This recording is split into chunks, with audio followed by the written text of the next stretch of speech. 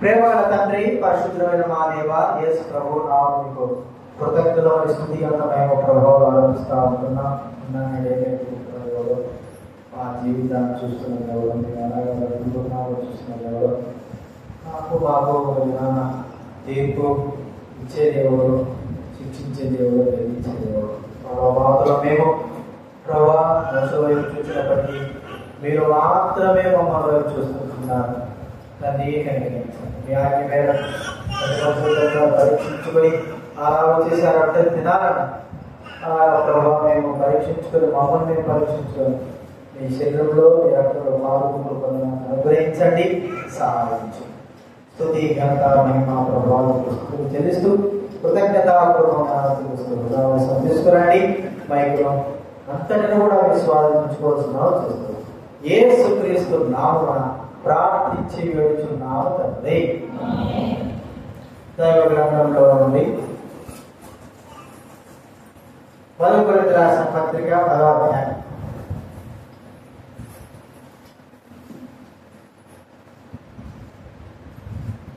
మొదటి కొరింథీయులకు రాసిన పత్రిక 10వ అధ్యాయం 16వ వచనం 17వ వచనం మనం చదువుకుందా. దైవ గ్రంథం ఉన్న వాళ్ళు కొరింథీయులకు రాసిన మొదటి పత్రిక 10వ అధ్యాయం 16-17 అందరం కూడా చదువుకుందా.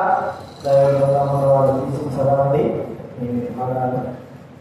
మనకు దీవించు ఆశీర్వచనము మాత్రమే కావుట క్రీస్తు రక్తంలో పాలు పంచుకున్నదే కదా, మనము విలుచున్నదే కదా, క్రీస్తు శరీరంలో పాలు పంచుకున్నదే కదా, మనమందరము ఆ ఒకటే రొట్టెలో పాలు పంచుకుంటున్నాము. రొట్టె ఉండే కనుక అనేకమైన మనం ఒక శరీరమై ఉన్నాము. అదే రీతిలో మొదటి పేతురు రాసిన పత్రిక 1వ అధ్యాయము 14వ వచనం అందరం చదువుకుందా. పేతురు రాసిన మొదటి పత్రిక 1వ అధ్యాయం 14వ వచనం మాత్రమే చదువుకుందా. 1:14 నేను పరిశుద్ధుడనై ఉన్నాను కనుక మీరును పరిశుద్ధుడై ఉండుడని వ్రాయబడి ఉన్నది. అంత చదవకాగా మీరు విధేయులకు పిల్లలై మీ పూర్వపు అజ్ఞాన దశలో మీ పుట్టిన ఆశను అనుసరించి ప్రవర్తింపగా మిమ్మల్ని పిలిచిన వారు పరిశుద్ధుడైన ప్రకారం మీరు సమస్త ప్రవర్తన ఎంతో పరిశుద్ధులై ఉండుడి. మనల్ని పిలిచిన వాడు అనేది పరిశుద్ధుడు. ఎవరైనా ప్రభువైన యేసుక్రీస్తే ఆయన పరిశుద్ధుడైన ప్రకారం మనం కూడా ఏం కావాడు, పరిశుద్ధులై ఉన్నారు. అపోస్తలుల కార్యం 1వ అధ్యాయం ఆరాధన కొరకు ఆరాధన ముందు మనం చదువుకున్నాం కదా. అపోస్తలుల కార్యాలు 1వ అధ్యాయము 7వ వచనం అందరం చదువుతుందా. అపోస్తలుల కార్యాలు 1:7 మనమందరం కూడా అక్షరాలు చదువుతుందా. అపోస్తలుల కార్యాలు 1వ అధ్యాయం 7వ వచనం. కాలములను సమయములను తండ్రి తన స్వాధీనం ఉంచుకున్నాడు, వాటిని తెలుసుకోవడానికి అని ఇక్కడ మరి ప్రభువైన దేవుడు సెలవిస్తున్న మాట యేసుక్రీస్తు వారి కాలాలను సమయాన్ని ఏం చేసిన ఆయన తన స్వాధీనము ఉంచుకున్నాడు. కాలాలను సమయాలను తన స్వాధీనంలో ఉంచుకున్నాడు. అది తెలుసుకోవడానికి పని కాదు అన్నాడు. మన పని కాదు అన్నప్పుడు మన పని ఏమిటి, మనం తెలుసుకోవాల్సింది ఏమి. కాబట్టి కాలాలను సమయాలను తండ్రి తన స్వాధీనించుకొని ఆయన ఏం చేయాలో అది చేస్తూ ఉన్నాడు, నడిపిస్తూ ఉన్నాడు, జరిగిస్తూ ఉన్నాడు. తన ఇష్ట ప్రకారంగా తన చిత్తానుసారంగా తండ్రిని దేవుడు జరిగిస్తా ఉన్నాడు. అయితే ఆయన జరిగించే కార్యాలు ఏంటి, ఆ సమయాలు ఏంటి, అవేంటి అని తెలుసుకోవడం కాదు. కానీ ఈ దినాల్లో ప్రభువైన యేసుక్రీస్తు వారు మనకు చెప్పిన దానిని మనం నెరవేర్చడమే మన పని. దానిని నెరవేరుస్తున్నామా లేదా? మనం ఏదైనా ఒక మాట మాట్లాడతామంటే ఒక మాట మాట్లాడినప్పుడు ఆ మాట వదిలిపెట్టి మనం వేరే మాట మాట్లాడుతున్నప్పుడు మనం అంటాము, నువ్వు ఏ మాట అయితే మాట్లాడాలో ఆ మాటనే మాట్లాడాలి. వేరే వేరే మాటలు మాట్లాడుతూ ఉంటాం. ఒక మాటగా ఇంకొక మాట. మనం ఏదైనా ఒక పని మీద పోతున్నాము, ఆ పని మీదే పోవాలి. ఆ పని కాకుండా ఆ పని విడిచిపెట్టేసి ఇంకో పని మీద పోయినామనుకో, ఏమవుతుంది? మనం అనుకోవాల్సిన పనులన్నీ కూడా ఆగిపోతాయి. కాబట్టి ఏ పని చెయ్యాలి, ఏమి చెయ్యాలి, ఎలాగ ఉండాలి, ప్రభు యేసుక్రీస్తు వారు చెప్పిన మాటలను జ్ఞాపకం చేసుకుని అలాగ ప్రవర్తించాలని దేవుడు కోరుకుంటున్నాడు. మరి ఇస్రాయేల్ అన్నట్లుగా, ఆ శిష్యులు అన్నట్లుగా ప్రభు మరి రాజ్యమాను అనుగ్రహిస్తావా, ఇచ్చేస్తావా అని అడిగితే అవన్నీ కాదు, కానీ తండ్రి కాలాన్ని తన స్వాధీనించుకున్నాడు. అది తెలుసుకోవడం మీ పని కాదు, మన పని ఏంటి అనేది మనం గుర్తించుకోవాలి. చూడండి, బలలో మరి చేసేసి మనం అందరం కూడా మన పని ఏమిటి అని మనం ఆలోచిస్తే ప్రభు దేవుడు చెప్పిన మాటను ఒకసారి మనము గుర్తించుకోవాలి. ఏం చెప్పాడు చూడండి, అపోస్తలుల కార్యాలు 1వ అధ్యాయం 8వ వచనం. అపోస్తలుల కార్యాలు 1వ అధ్యాయం 8వ వచనం. ఆయనను పరిశుద్ధాత్మ మీ మీదకి వచ్చినప్పుడు మీరు శక్తి నొందెదరు. ఇక్కడ మాట మనం చూస్తా ఉంటే పరిశుద్ధాత్మ మీ మీదకి వచ్చినప్పుడు అనగా అప్పుడు మనం చదువుకున్నాం కదా, మొదటి పేతురు 1వ అధ్యాయం 16వ వచనంలో 10-14 ఆయన పరిశుద్ధుడై ఉన్నాడు కాబట్టి మీరు కూడా సమస్త ప్రవర్తన ఎలా ఉన్నాడు? పరిశుద్ధులై ఉంటారు. ఇది మనము తెలుసుకోవలసింది, నడవలసింది, గ్రహించవలసింది, అలా పాటించాలి. ఇది ప్రాముఖ్యమే, వేరే విధానంగా. అందుకే అన్నాడు, మనం కాపాడుకుంటూ మనం పరిశుద్ధంగా చేసుకుంటూ జాగ్రత్తగా ఉండాలా. ఇతనాల్లో పరిశుద్ధతను కాపాడుకోలేకపోవడం అనేది దురదృష్టకరం. పరిశుద్ధతను మనం ఉన్న పరిశుద్ధతను జాగ్రత్తగా చూసుకోలేకపోవడం, పరిశుద్ధత కలిగి జీవించలేకపోవడం, పరిశుద్ధత కలిగి ఉండలేకపోవడము చాలా మరి దురదృష్టకరం. ఎందుకంటే లోకంలో మనం నడుస్తూ ఉన్నప్పుడు, లోకంలో మనం జీవిస్తూ ఉన్నప్పుడు మనం పరిశుద్ధతను కాపాడుకోలేక అందుకే పోవడము, ఆ పరిశుద్ధతలో కలిగిపోవడము, మరి లోక స్నేహంతో బట్టి చిన్న చిన్నగా మనం పాడు చేసుకోవడం అనేది మనం చూస్తాం. ఎందుకు పరిశుద్ధతను కాపాడుకోవాలంటే పరిశుద్ధత లేకుండా ఎవడు కూడా ప్రభువును చూడలేడు. పరిశుద్ధత లేకుండా ఎవడు కూడా పరలోక రాజ్యానికి వెళ్ళలేడు. పరిశుద్ధత మన హృదయానికి, మన జీవితానికి చాలా ప్రాముఖ్యమైనది. అందుకే యేసుక్రీస్తు వారి జీవితంలో ఆయన జన్మించినప్పటి నుంచి చనిపోయేంత వరకు కూడా ఆ తండ్రి అయిన దేవుని యొక్క పరిశుద్ధతను కలిగి, పట్టుదల కలిగి ఆ పరిశుద్ధతను కాపాడుకుంటూ వచ్చాడు. ఆయనే పరిశుద్ధుడు కదా, అలా కాపాడుకోవడం ఏంటంటే ఆయన శరీరధారి ఉన్నాడు కాబట్టి ఆయన తన పరిశుద్ధతను కాపాడుకుంటూ వెనువంట వస్తున్నటువంటి అపవిత్రతను కానీ, వెనువంట వస్తున్నటువంటి పాపాన్ని కానీ, వెనువంట వస్తున్నటువంటి లోక సంబంధమైనటువంటి సాతాను క్రియలను కూడా మరి దూరంగా ఉంచి ఆయన తన పరిశుద్ధతను కాపాడుకోవడం. ఈ జీవితంలో నీవు నేను పరిశుద్ధత కలిగిన వారంగా ఉన్నాం. చూడండి, ఒక తెల్లబడ వేసుకుంటే బస్సులో పోతున్నప్పుడు, లేదా బైక్లో పోతున్నప్పుడు, లేదా కారులో పోతున్నప్పుడు, ఎక్కడ తిరుగుతున్నప్పుడు ఏం చూస్తాము? మన తెల్లబడ్డలు ఎక్కడైనా సరే మనకైనాయా? మనం తెలియకోకుండానే ఒక్కోసారి కాళ్ళకాడ కావచ్చు, చేతులు కావచ్చు, వీపుగా నేను తెలుగు బట్టలు వేసుకోవడం. ఎందుకంటే నేను వేసుకునేప్పటికీ మార్చుకోవడమే కానీ అవి కొంతమంది వేసుకుంటారు, 2 రోజులు కూడా వస్తాయి. నేను వేసుకోవడం ఆలస్యప్పుడు ఇప్పుడంటే బయటకి తిరుగుతున్నా కాబట్టి తెలుగు. అప్పుడంటే బస్సు ఎక్కితే అసలు ఎడగని ఈ పంత నల్లగా ఎవ్వలేదు. కింద కూర్చుంటే ఎంత తుడుచుకుని పేపర్ మీద కూర్చున్నా కూడా అందుకే వదలే, నేను బయట పంట వేసుకోవద్దని కదా అని తెలుసా వేసుకుంటాను. బయట ప్యాంట్లు ఉన్నాయి, నేను వదలను. మామూలు బయట వేస్తే ఏదో ఒక రకంగా అనుకోవద్దు. ఎప్పుడు చూసినా తెలుగు బట్టల్ని ఒకసారి తెలుగు మరి పరిశుద్ధత అదే మనకు ఒక్కవచ్చు. అదే మనకు అలా పడతా ఉంటే ఆ తెలుగు బట్టలు ఆ మరలు ఆ మచ్చ పడతాయి. పేరుకేమో తెలుగు బట్టలే కానీ అంతా కూడా మాసిపోయినట్టుగా కనపడతాయి. మనము పరిశుద్ధత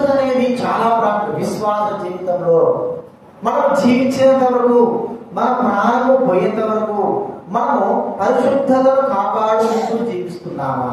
ఎందుకంటే ప్రభు పదలో చేస్తున్న మనము పరిశుద్ధులుగా ఉండాలి, పరిశుద్ధతను కాపాడుకోవాలి, పరిశుద్ధమైన జీవితం మనము జీవించేవారిగా ఉండాలి. చూడండి, కీర్తన గ్రంథంలో దావీదు మహారాజు చెప్తున్న మాట, కీర్తన గ్రంథం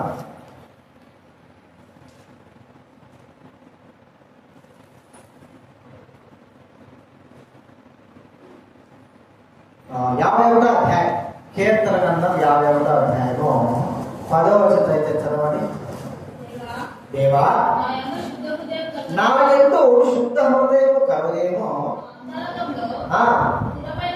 స్థిరమైన మనస్సును నూతనముగా పుట్టించుము. నా యందు శుద్ధ హృదయము, పరిశుద్ధత, ఇది నాకు కలగజేయి ప్రభువా.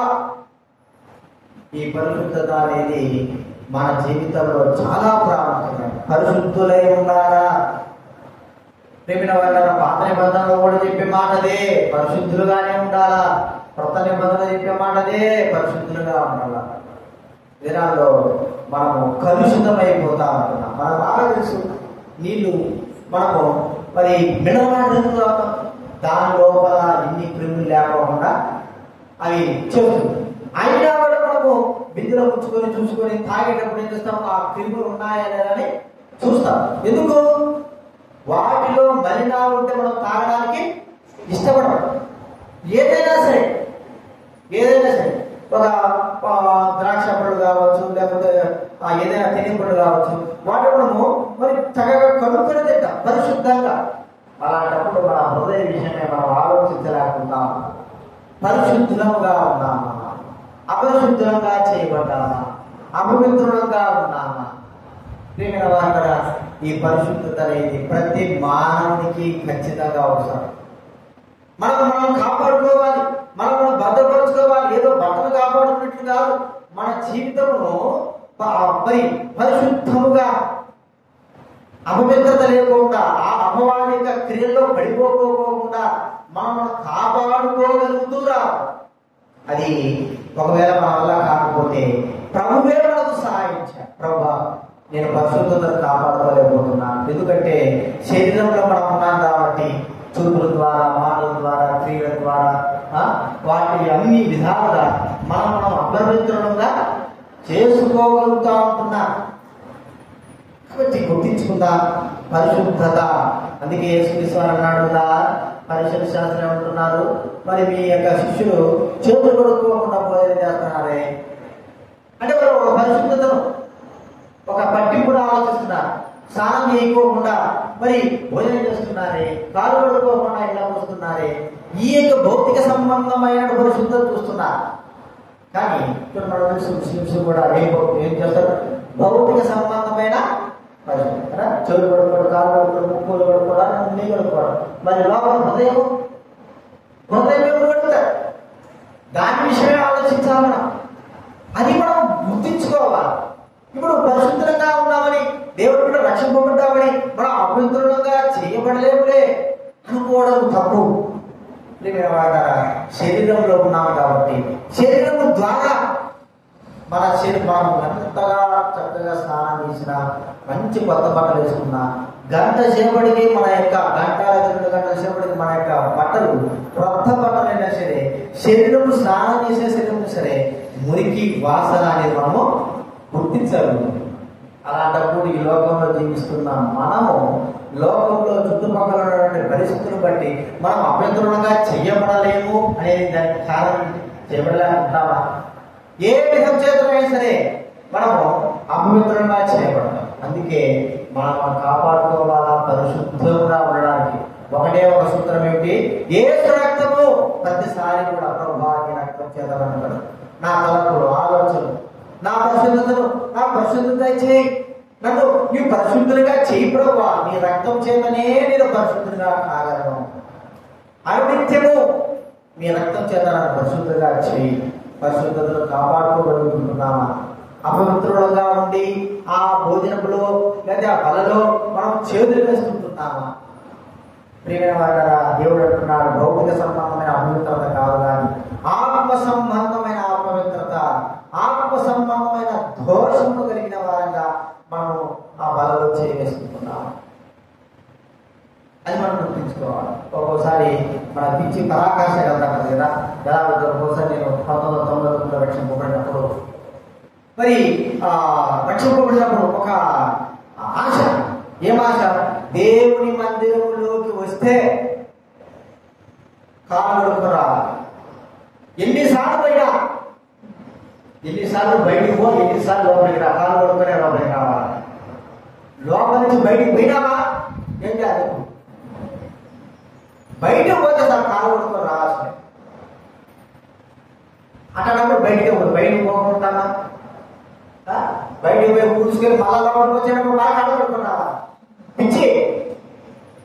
మరి ఉదయం ఎన్నిసార్లు కడుక్కుంటావు చెప్పు? కాలంటే 10 సార్లు కడుక్కుంటావే. నీ హృదయం ఏమిటి? ఒక్కొక్కసారి మనం ఆలోచిస్తూ ఉంటారు భౌతిక సంబంధమైన వాటిని వారు మనం ఆలోచిస్తూ ఉంటాం. మరి ఆత్మ విషయమే, మన పరిశుద్ధత విషయమే ఇంకెంత ఉండాలా? భౌతిక సంబంధమైనది మంచిదే కాదని చెప్పడం లేదు, ఎందుకంటే మన పరిశుద్ధతను పాటించాలి, మంచిదే. మన ఆత్మ విషయమే ప్రభువు దేనికి ఎక్కువ విలువిచ్చినాడు? మన ఆత్మ జీవితములకు పరిశుద్ధతకు ఆయన ఎక్కువగా విలువిచ్చినాడు. ఈ భౌతిక సంబంధమైంది కాలు లేకపోతే ఏదైనా దుమ్ములు లేకపోతే ఒక నీరు పోసుకుంటే పోతాం, ఎన్నిసార్లు పోసుకోవచ్చు. మన ఆత్మ విషయమే మనం ఏం ఆలోచిస్తుంటున్నాం? దీని విషయమే మర్చిపోతారు. భౌతిక సంబంధమైన వాటి విషయమే మన పరిశుద్ధత గురించి బహుగా ఆలోచిస్తూ ఉంటాం. దాని గురించి ఆలోచించి ఆత్మ విషయమైన పరిశుద్ధత గురించి మనం ఏం చేస్తుంటామో మరచిపోతా ఉంటాం.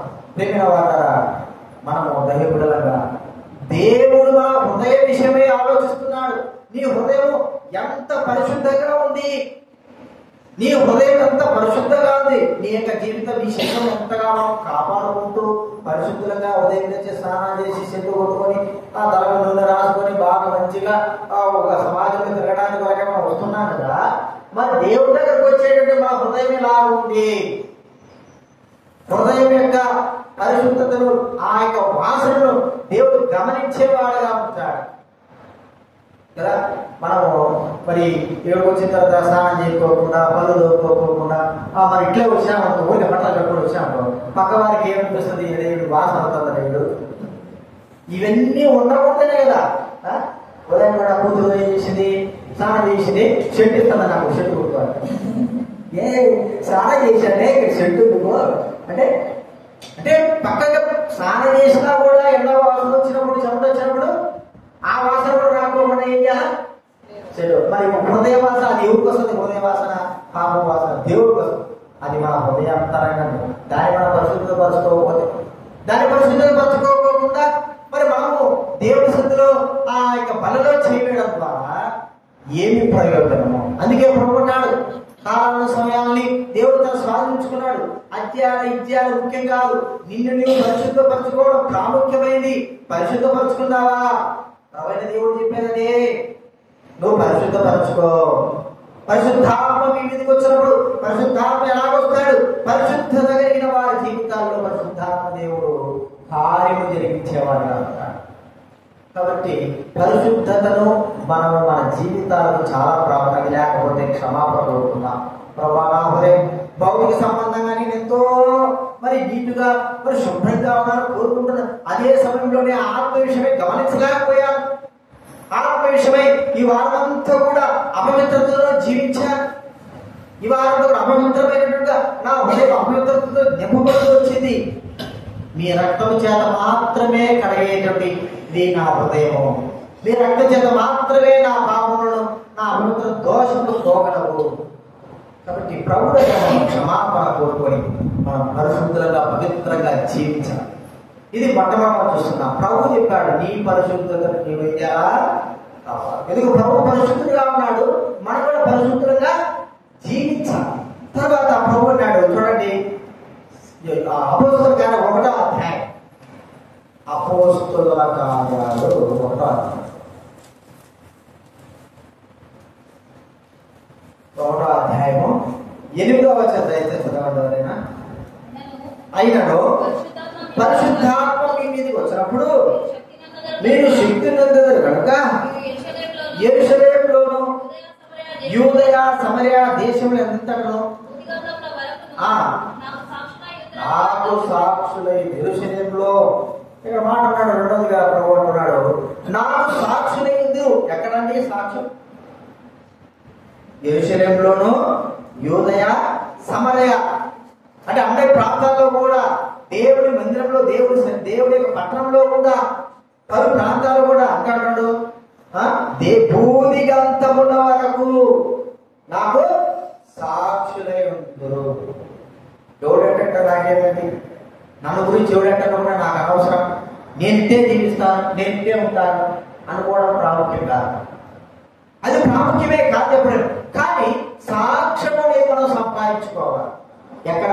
యెరూషలేము. యెరూషలేము అంటే మన సొంత ఇల్లు, సొంత ప్రాంతం, సొంత గ్రామం. ఇంకెవరన్నాడా? యూదయ.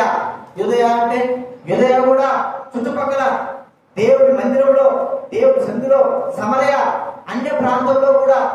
అంత మాత్రం కాదు, భూదిగంతాల వరకు మన జీవితం యొక్క సాక్ష్యము కలిగి ఉన్నారు.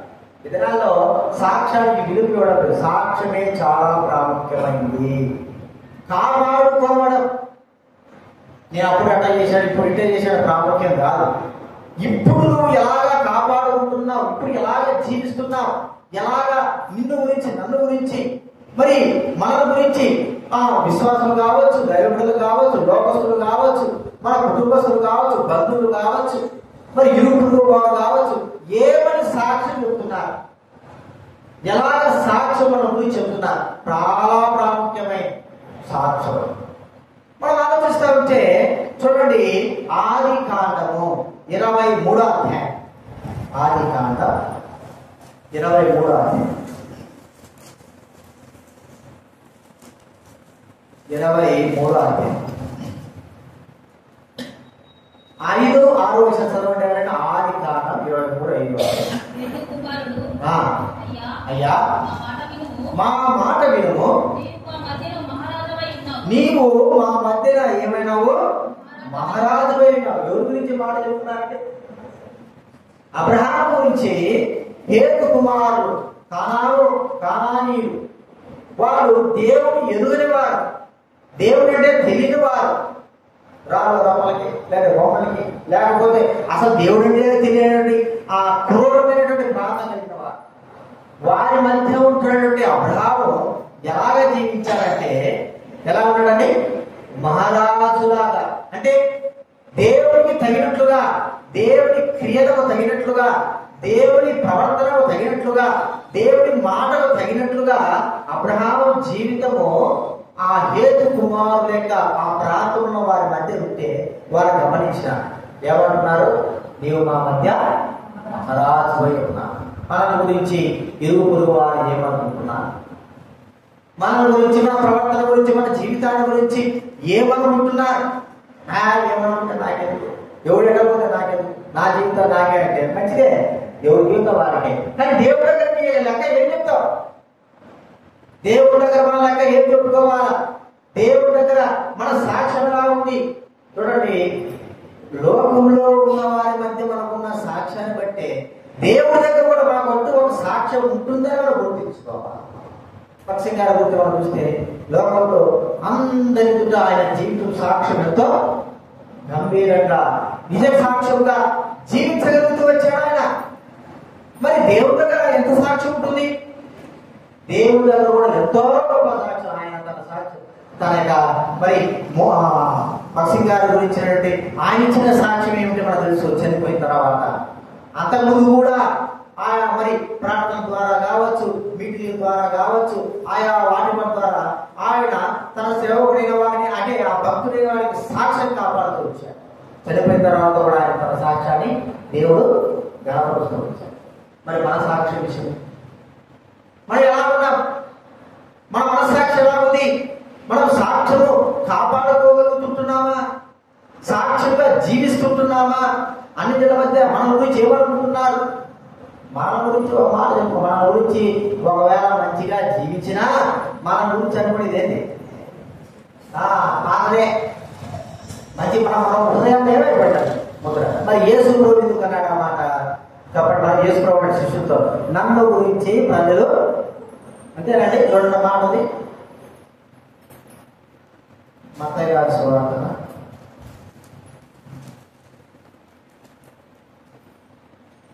మత్తయి రాసిన సువార్త 16వ అధ్యాయం. మత్తయి రాసిన సువార్త 16వ అధ్యాయం 13వ వచనం చదవండి ఎవరైనా. యేసు ఫిలిప్పుదైన కైసరయ ప్రాంతంలోకి వచ్చి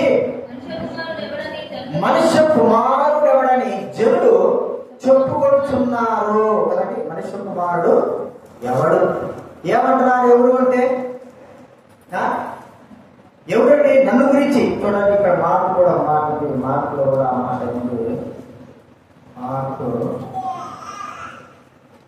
8:27 చూడండి. ఇక్కడ కూడా మాట 8:27 చదవండి.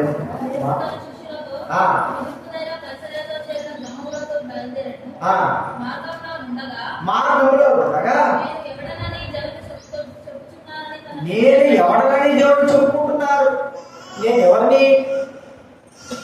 నన్ను గురించి దేవుడు ఏమని చెప్పుకుంటున్నారు? ఏమని ఆలోచిస్తుంటున్నారు? ఏమని ఆలోచిస్తున్నారు? చాలా మంది చెప్పండి. కొంతమంది ప్రవక్త అంటున్నారు, కొంతమంది ఏలియా వచ్చి అంటున్నారు, కొంతమంది ఏదేదో అనుకుంటున్నారు. కానీ ప్రభు వాళ్ళ శిష్యులతో అన్నమాట మీరేమనుకుంటున్నారు చెప్పండి అంటే నువ్వు నిజముగా దేవుని శిష్యుల దగ్గర ఉంటున్న సత్యమైన మాట వారు గ్రహించారు. యేసు ప్రభు ఎవరో వాళ్ళ ఆయన కూడా ఆ తండ్రి అయిన దేవుడికి తగినట్టుగా కుమారుడుగా ఆయన జీవిస్తూ వచ్చాడు. తన జీవిత సాక్ష్యం అంతా కూడా ఆయన అన్నాడు కదా అన్నమాట, నాలో పాపం ఉంది అని మీరు ఎవరు చెప్పగలరు? ఇది నీ సాక్ష్యం ఏమిటి? నీ ఇంటిలో సాక్ష్యం ఏమిటి? నీ రూపంలో సాక్ష్యం ఏమిటి? నీ జీవిత సాక్ష్యం ఏమిటి? మన జీవిత సాక్ష్యం ఎలా ఉంది? మన గురించి మన కుటుంబం కావచ్చు, ఇరుగు వారు కావచ్చు, స్నేహితులు కావచ్చు, బంధువులు కావచ్చు, పనులు కావచ్చు, ఎక్కడ ఈ గ్రామస్తులు కావచ్చు, లోకంలో ఉన్న వారు కావచ్చు, సంఘస్థులు కావచ్చు, ఏమని సాక్ష్యం చెప్పుకుంటున్నారు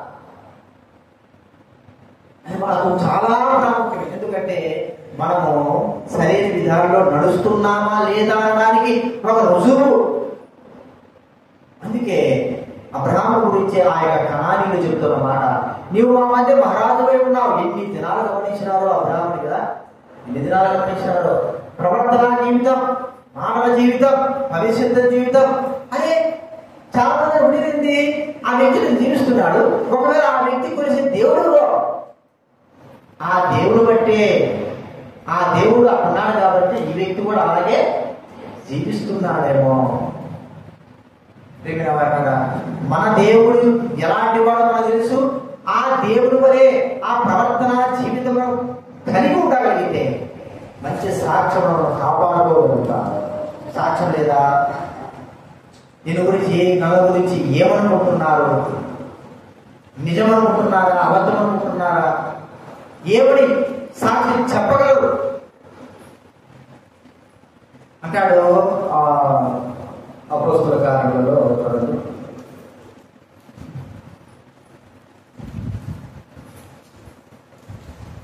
24వ అధ్యాయం అపోస్తల కార్యాలు 24వ అధ్యాయం 16వ వచనం చదవండి. అపోస్తల కార్యాలు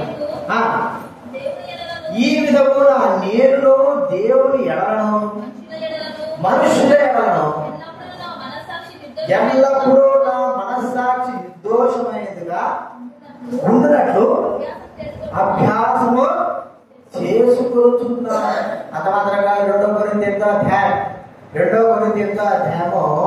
21వ చదువుతుందన్నా 8:21 ఏలనగా ప్రభువు దృష్టి యందు మాత్రమే గాక మనుషుల దృష్టి యందులో యోగ్యమైన వాటి గురించి శ్రద్ధగా ఆలోచించుకుంటున్నా. ప్రభు దృష్టి అందే కాదు, మనుషుల దృష్టి యందు కూడా. ఇంకేమంటాడు? సభలో మహాసభలో అపోస్తలుని గురించి చెప్తున్న మాట 23వ అధ్యాయం అపోస్తల కార్యం 1వ వచనం చూడండి. 23 1వ వచనం సహోదరులారా, నేటి వరకు కేవలము దేవుని ఎదుట కేవలము మంచి మనస్సాక్షి కలిగి అంటున్నాడు. దేవుని ఎదుట కేవలం మంచి మనసు అంటే ప్రజల ఎదుట, దేవుని ఎదుట మనుషుల ఎదుట మన యొక్క సాక్ష్యం ఎలాగా ఉన్నది? దేవుడు ఎదుట మనుషులు ఎదుగునట్లుగా దేవుడి యొక్క దృష్టి ఎదుట, దేవుడి ఎదుట సాక్ష్యము, మనుషుల ఎదుట సాక్ష్యము కలిగి జీవించాలా? నాకు దేవుడు ఎదుర్కొంటే లేని సామే డైరెక్ట్ గా దేవుడినే కాదు, దేవుడు కూడా మనుషుల యొక్క సాక్ష్యాన్ని కూడా గుర్తిస్తాడు. మనుషుల సాక్ష్యం అలాగే జీవించడానికి దేవుడు భూలోకంలో మనం ఉంచాడు. ఇది రెండవదిగా మనం చూస్తా ఉన్నాం. మూడవదిగా ఆ ప్రభువైన దేవుడు మనం ఏదేదో ఆలోచిస్తున్నాం కానీ అవసరమైన మనం గుర్తించలేకపోతున్నామని గుర్తిస్తూ చూడండి, మత్తయి సువార్త 28వ అధ్యాయం. 28వ అధ్యాయం మత్తయి సువార్త 28వ అధ్యాయం 20వ వచనం చదవండి. నేను నీకు ఏ ఏ సంగతులను ఆజ్ఞాపించితినో వాటినన్నింటినీ గైకొనాలని వారికి ఏ సంగతులను ఆజ్ఞాపించాడు ప్రభువు మనకు. ప్రియమైన వాళ్ళరా, దైవ గ్రంథంలో ఎన్నో సంగతులు ఉంటున్నాయి, ఎన్నో మాటలు ఉంటున్నాయి. దేవుడు ప్రభువైన యేసుక్రీస్తు వారు ఎన్నో విధాలుగా ఆయన తన మాటలను వినిపించిన వాడుగా మనం చూస్తుంటున్నాం. ఇలాగ మీరు చేయాలా, ఇలాగ మీరు ఉండాలా, ఇలా మీరు నడవాలి, ఈ విధానంలో మీరు కలిగి ఉండాలా, ప్రజల లోకం ఎలా ఉంది, మరి దైవ వాక్యంలో అనుసరించాలా, నా వాక్యము మరి నా మాటలు స్థిరమైనవి, అవి ఎప్పటికి కూడా మాసిపోవు, వాటిని నిలిచి ఉండాలా. ఎన్నో మాటలు ఎన్నో విధాలుగా దేవుడు మనకు అనుగ్రహించాడు. దైవ గ్రంథము చదివే మనకు అందరూ కూడా, దేవుడు మాటలు వినే మనకందరూ కూడా వాటిలో నిలిచి ఉంటున్నారా? ప్రియమైన వాళ్ళరా, ఏదేదో ఉంటాం కానీ దేవుని మాటలు మనము గ్రహించలేక వాటిని అనుసరించలేకపోవడం అనేది దురదృష్టకరం. అవి చేస్తాం, ఇవి చేస్తాం, లోకమంతా చేస్తాం. లోకమంతా చూడండి, లోకంలో ఉన్న ప్రతి పనిని క్రమంగా మనం చేయగలుగుతాం, కానీ దైవికమైన పనులను మాత్రం ఎంత మాత్రం కూడా చేయలేదు. లోకంలో ఉన్నటువంటి అన్ని కార్యములను మనం క్షుణ్ణంగా తెలుసుకుంటాం, దేవుడి కార్యాలను మనం ఎంత మాత్రం క్షుణ్ణంగా తెలుసుకోలేదు. ఏది ప్రాముఖ్యమైంది? లోకంలో ఉన్న దానికంటేనూ దేవుని వాక్యం ప్రాముఖ్యమైంది, దేవుడి మాటలు ప్రాముఖ్యమైంది. ఇది వదిలిపెడుతున్నామా? అందుకే దేవుడు అన్నాడు, మీరు ఇవి చేయాలి, అవి కాదు ప్రాముఖ్యమే. ఒకవేళ లోకంలో ఉన్నప్పుడు మనకు ఆ ఆజ్ఞలు, ఆ పద్ధతులు, ఆ ఆలోచన ఇది మనకు అవసరమే కాదు చెప్పలేదు, కానీ వాటికంటే ప్రాముఖ్యమైనది దైవ వాక్యం యొక్క నడవడిక. ఇది లేకపోవడం అర్థం చేస్తే ఇబ్బంది. అందుకే అంటాడు, మీరు వాటిని మాట. అందుకే ఇశ్రాయేలు పరిశుద్ధ శాస్త్రం చెప్తున్న మాట ప్రభువు అంటాడు, మీరు ఆ దశభాగం దేంట్లో పుదీనాలోను జీలకర్రలోను దశభాగం ఇస్తున్నారు, ఉపవాసాలు పెడుతున్నారు, కానీ న్యాయము సత్యం అనేది మీరు ఏం చేస్తున్నారు? విడిచిపెడుతున్నారు. వాటిని మానగా వీటిని చెయ్యాలన్నాడు. అవాటిగా చూడండి, మత్తయి సువార్తలో 23వ అధ్యాయం. మత్తయి సువార్త 23వ అధ్యాయం 23వ వచనం. అయ్యో వేషధారులైన శాస్త్రులారా, పరిశీలారా, మీరు పుదీనాలోను సోపులోను జీలకర్రలోను 10వ వంతు చెల్లించి ధర్మశాస్త్రంలో ప్రధానమైన విషయంలో అనగా న్యాయమును, కనికరమును, విశ్వాసం విడిచిపెట్టింది. వాటిని మానగా వీటిని వీళ్ళు ఏం చేస్తున్నారు? ఒకవైపు మాత్రం ఉంటున్నారు. ఏ వైపు చెప్పండి? జీలకర్రలోనో పుదీనాలోనో సోపులోనో 10వ వంతు చెల్లిస్తా ఉన్నారు. అసలే ఏం మర్చిపోయారు చెప్పండి? న్యాయము, కనికరము, విశ్వాసం, ఇవి మర్చిపోయారు. ప్రభు ఏమంటున్నాడు? వాటిని చేయొద్దంటున్నాడా? జీలకర్రలో పుదీనాలో 10వ భాగం ఏమంటున్నాడా? వాటిని మానక, అక్కడ మాట చూడండి, వాటిని మానగా అవి చేస్తూ ఏం చేయాలి? న్యాయముగా, కనికరము కలిగి విశ్వాసం కలిగి ఏం చేయాలా? జీవించాలా. మనం ఆయన ఆజ్ఞల విషయమే. అందుకే ప్రభు అన్నాడు మరి ఇక ధర్మశాస్త్రోపదేశంలో కూడా ఏమని చెప్పాడు? మరి నా పొరుగువాడు ఎవరంటే ఆయన ఉపమా అని చెప్పి నువ్వు కూడా ఇలాగా చెయ్యాలి. మనం తెలుసు పరిచయుడు సొంకరి ప్రార్థన రాదు. సొంకరి ఏం చెప్తున్నాడు? నేను మరి జీలకర్రలో అన్నింటిలో దశభాగిస్తున్నాను, మరి ఇంకేమంటున్నాడు, ఉపవాసాలు అంటున్నాను, ఇవన్నీ చేస్తున్నాను అని చెప్తున్నాడు. కానీ ఏమి చేయలేకపోతున్నాడు? తన సాటి సహోదరుణ్ణి నిందించకుండా ప్రేమించలేకపోతున్నాడు, నిందిస్తున్నాడు. అవి చెయ్యకోకుండా కాదు, కానీ లోక సంబంధంగా అంటే భౌతిక సంబంధంగా ఈ దశభాగాలు ఇవన్నీ చేస్తూ ఏది ప్రాముఖ్యమైనది వాటిని మర్చిపోకుండా జాగ్రత్తగా చేయాలి. అంటే దేవుని ఆజ్ఞలను పాటించాలా అనేది ఒక నిర్ణయం. దేవుని ఆజ్ఞలను పాటించడమే మన నిర్ణయం. అది ప్రభు మనకి చెప్పారు. కానీ మనం ఏదేదో ఆలోచిస్తావా, రాజ్యం అనుకరిస్తావా, లేదా అది చేస్తావా, ఇది చేస్తావా. ఇప్పుడు మనకు బాగా తెలుసు యుద్ధాలు జరుగుతా ఉంటున్నాయి. యుద్ధాలు జరుగుతా ఉంటే మన పని ఏంటి? ఆయన జరుగుతున్నాయి కదా, ఏమో ఏం జరుగుతుందో, ఎక్కడో ఏం చేస్తాడో దేవుడు, ఇది కాదు మన పని.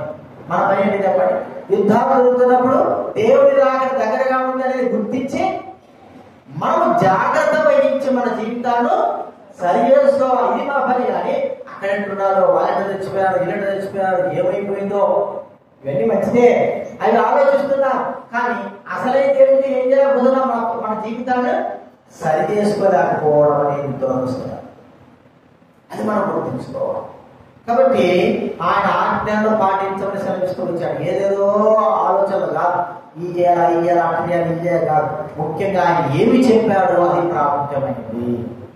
ఇది మూడోది మనం చూస్తున్నాం. చివరిగా మనం ఆలోచించగలిగితే అపోస్తల కార్యం 1వ అధ్యాయంలోనే 19వ వచనం చదవండి.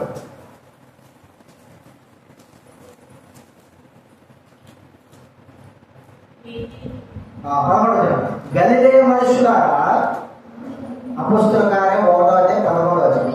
గలిలయ మనుషులారా, మీరెందుకు గురించి ఆకాశం వైపు చూస్తున్నారు?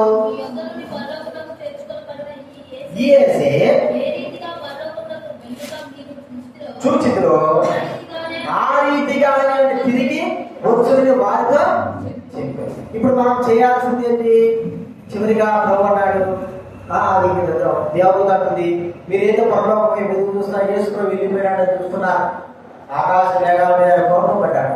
ఇప్పుడు మీరు చేయాల్సింది ఏంటంటే ఆయన ఏ రీతిగా వెళ్ళాడో అలాంటి వస్తాడు. కాబట్టి ఆయన రాకడ కొరకు మనం ఎదురు చూడాలి. ఆయన రాకడ విధానాల్లో ఆయన రాకడ కొరకు మనం ఎదురు చూడమే లేకపోతుంది. అంటే మనం ఆలోచించాలంటే ఆయన కార్యాల విషయం శ్రద్ధ కలిగిన వారంట. ఆయన ఎప్పుడు వస్తాడో, ఏ సమయం వస్తాడో, ఏమి మనకు మరి నిర్ణయించాడో, ఏమి చేయమని చెప్పాడో, మనకి ఏం అప్పచెప్పాడో, ఆయన వచ్చిన తర్వాత మనం ఎలాగా ఆయన ఎదురు నిలబడి మనకు అప్పచెప్పిన వాడికి అనుగ్రహం ఆయన అప్పచెప్పాలో, వీటి విషయమే మనం ఆలోచించలేకుండా ఉన్నా.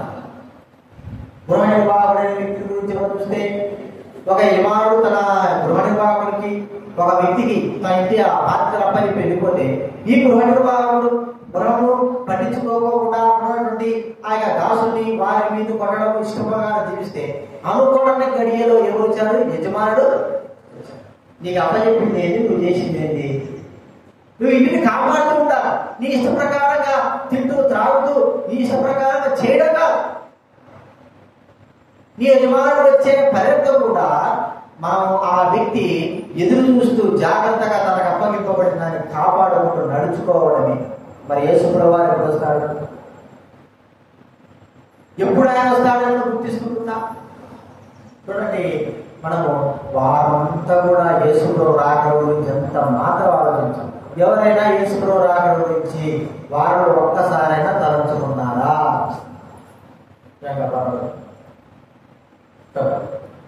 యేసుప్రభువు గురించి, యేసుప్రభువు రాకడ గురించి ఒక్కసారైనా తలంచుకున్నారా?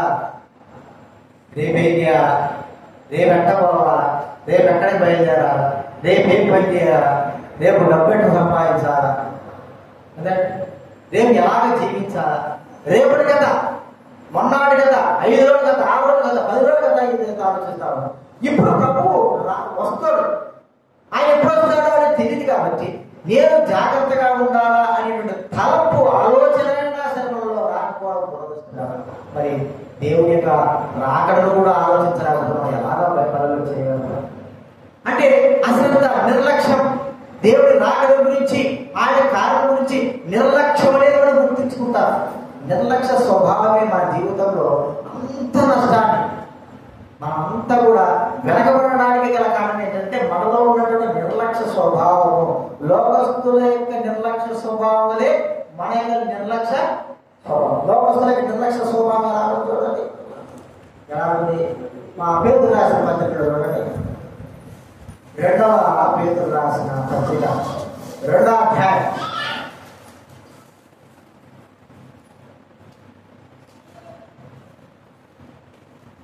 9వ వచనం చూడండి. లేకపోతే 3వ వచనం 3వ అధ్యాయం 2వ పేతురు 3వ అధ్యాయము 3వ వచనం చూడండి.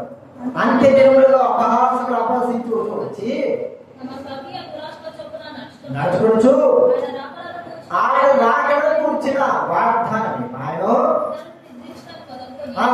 సమస్తను సృష్టి ఆరంభం ఉన్నట్టుగానే చిన్నదే అని చెప్పుదని మొదట మీకు తెలియదు. అలాగే మనం జీవిస్తున్నామా? ఏమో ఎప్పుడు వస్తాడు, ఇన్ని రోజులు మా ముత్తాతలు కాల్చి వస్తాను, నేను కూడా ముసలోనే అయిపోతున్నాను, నాకు కూడా కాలం గతించిపోతుంది. ఎప్పుడు వస్తాడో తెలియదు నాకు. ఎప్పుడైనా కానీ నీవు ఆయన రాకడ కొరకు ఎదురు చూసేవాడుగా, ప్రభు రాకడ కొరకు ఎదురు చూసే వ్యక్తిగా మనమందరం ఉన్నామా?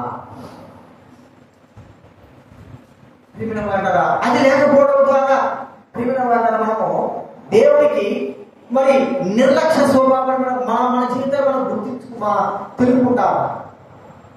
అందుకే దేవుడు ఒకవేళ ఆయన ఆలస్యం చేయడానికి గల కారణం చూడండి, ఎన్ని సూచనలు జరుగుతున్నా ఈ 2024 ఎన్ని సూచనలు, భూకంప సూచనలు, వరద సూచనలు, యుద్ధ సూచనలు. ఈ 2024 అంతా కూడా ఎక్కడ చూసిన యాక్సిడెంట్లు, ఎక్కడ చూసిన మరణాలు.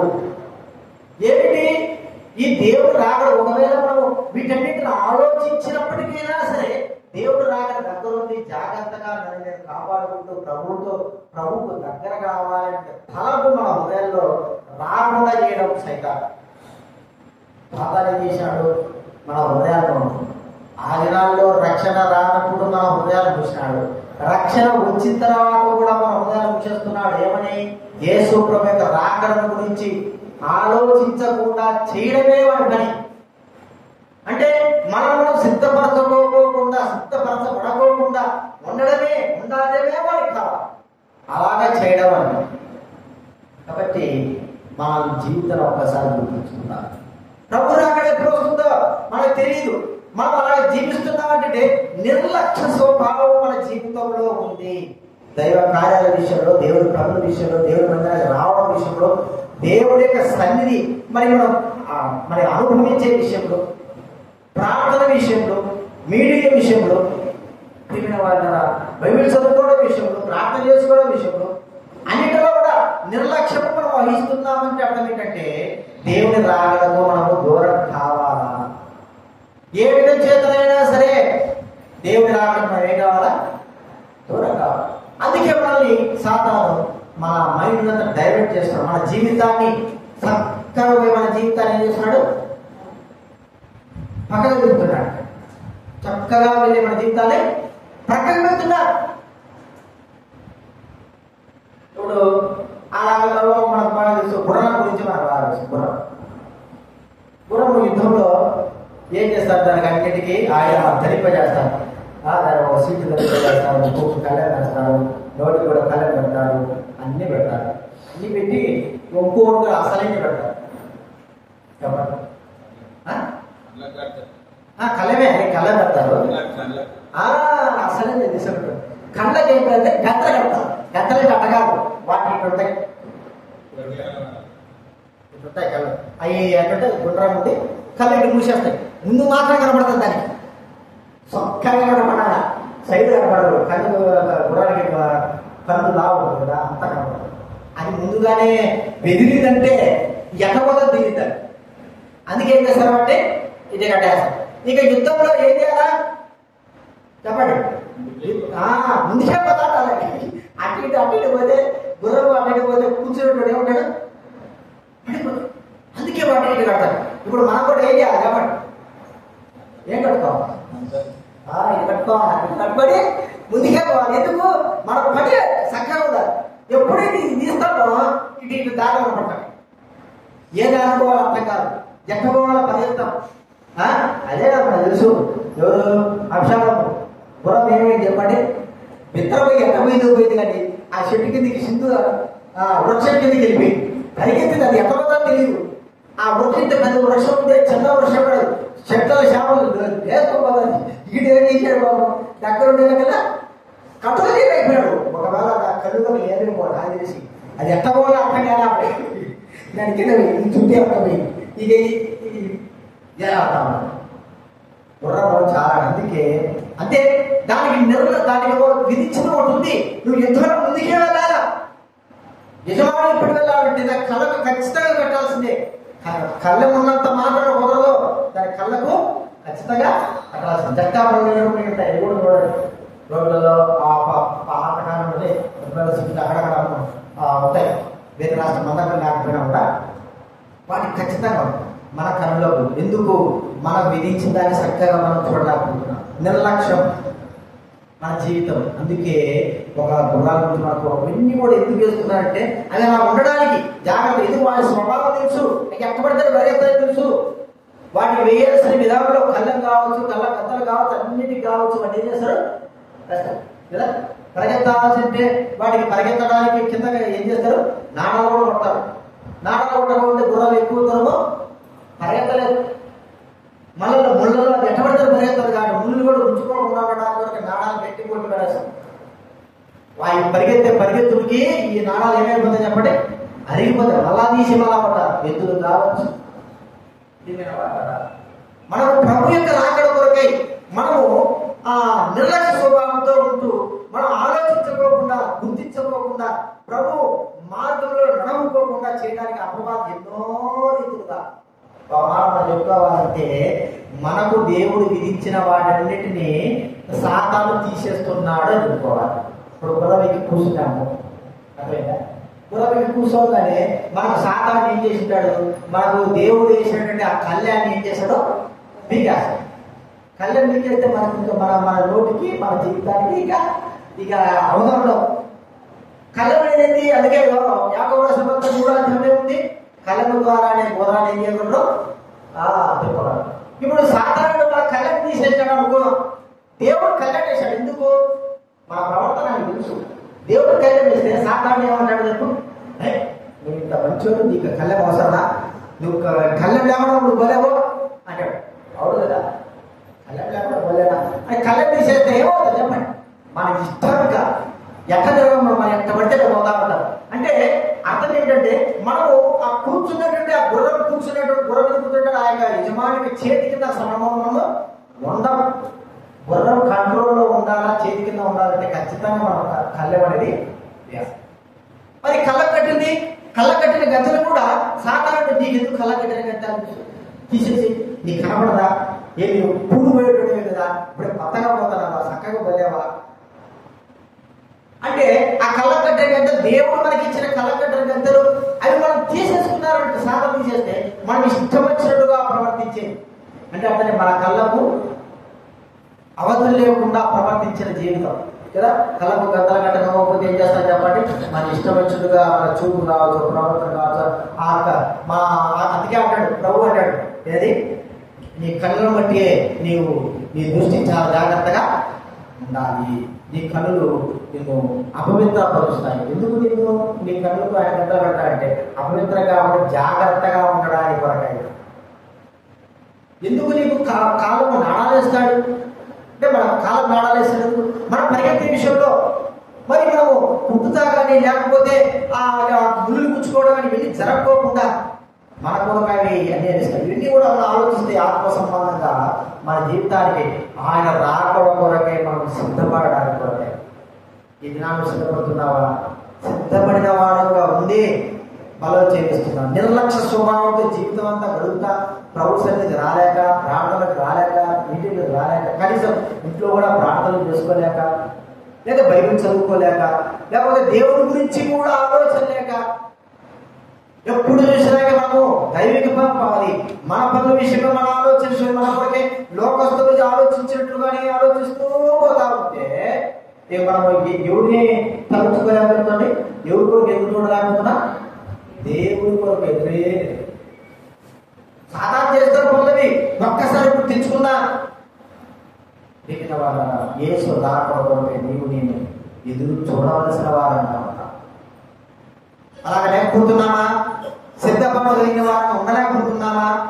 లోక విషయమై ఐక్య విచారమై జీవిస్తున్నామా? మనకు బాగా తెలుసు. లోతు యొక్క భార్య కూర్చున్నాడు. బాగా ఏం చేస్తున్నాడు? చదువుకోకుండా నాశనం చేస్తే వెనక తిరగకుండా పోటాడు. ఇవి ఏం చేసింది? కనీసము నా ఇల్లు చూసుకుంటా, నా గొర్రెలను కనబడకపోయినా పర్వాలేదు కానీ నా ఇల్లు చూసుకుంటా. సరే, నా ఇల్లు చూడకపోయినా పర్వాలేదు, నా పట్టణాన్ని చూసుకుంటా. పట్టణంలో పోతే పట్టణం కనబడి ఇల్లు అక్కడ కనబడదు. పట్టణం కూడా చూసుకుంటా. చివరిసారి నా ఇల్లు చూసుకుంటా అని ఇంటి చూపు వెనక చూసింది. ఏమైపోయిందా? చూడద్దు అని దేవుడు అంతే. ఆయన చూడడం ద్వారా ఉప్పు స్తంభం అయిపోయి సమస్త ప్రజలకి ఇప్పుడు ఒక అక్కడ నిలబడి ఉన్నదా ఉప్పు స్తంభంగా ఎరుసలేము ప్రాంతం. ఉప్పు స్తంభం ఆమె చూసినప్పుడల్లా మనం గుర్తు చేసుకోవాలి. నాయన నీలాగా మనము ఉండొద్దు. అలాగే అవి చదువుతున్నా, అవి చూస్తున్నా మనం నిర్లక్ష్యంగా ఉన్నామంటే మన జీవితంలో దేవుడే మనకు మరి మన విషయమై శ్రద్ధ వహించాలి. కాబట్టి విషయం జ్ఞాపకం మన జీవితం మనం గడుపుకొని నిజంగా ఉన్నామా లేదా పరిశుద్ధతలో, సాక్ష్యంలో, ఆయన ఆజ్ఞలు కైకొనడంలో, ఆయన రాకడ ఎదురు చూడడంలో మనం ఉన్నామా లేదా అని ఒకసారి గుర్తించుకొని బల యోగ్యంగా మనము చేయాలి. ప్రార్థన చేసుకుందాము.